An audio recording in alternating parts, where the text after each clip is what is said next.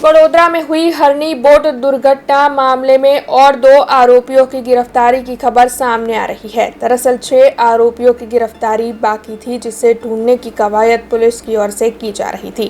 तब हरनी बोट दुर्घटना के मद्देनजर आरोपी धर्मिल शाह और दीपेन शाह की गिरफ्तारी कर ली गई है। तब इस मामले में पत्रकार परिषद आयोजित कर डीसीपी जोन 4 के पन्ना मोमाया ने ज्यादा जानकारी दी है। હરણી લેક ઝોન ખાતે જે દુર્ઘટના બનેલ હતી તેમાં આજરોજ 2 આરોપી અટક કરવામાં આવેલા છે। આરોપી દીપેન હિતેન્દ્રભાઈ શાહ તેમજ આરોપી ધર્મિલ ગિરીશભાઈ શાહ બંનેને આજે અટક કરવામાં આવેલા છે।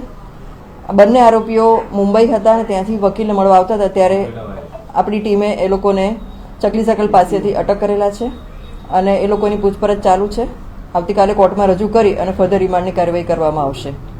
આ ઉપરાંત 2 આરોપીઓ પરેશ શાહ અને ગોપાલ શાહ બંનેના રિમાન્ડના સમય પૂરો થતાં આજે એમને કોર્ટમાં રજૂ કરવામાં આવેલા હતા। કોર્ટે એમને જ્યુડિશિયલ કસ્ટડીમાં મોકલી આપેલા છે।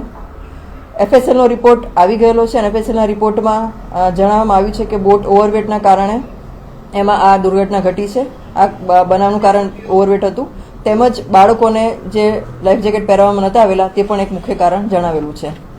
આ ઉપરાંત લેક ઝોનના કોન્ટ્રાક્ટમાં જે નોટરી સમક્ષ આ કોન્ટ્રાક્ટ કરવામાં આવેલો હતો એ નોટરીની પણ આજે પૂછપરછ કરવામાં આવેલી છે।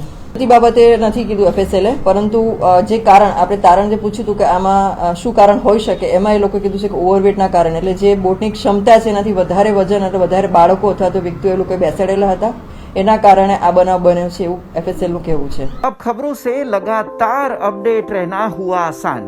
बीआरजी न्यूज आपके मोबाइल स्क्रीन पर आज ही बीआरजी न्यूज की mobile app Google play store और ऐप स्टोर से डाउनलोड करें और खबरों से लगातार जुड़े रहें।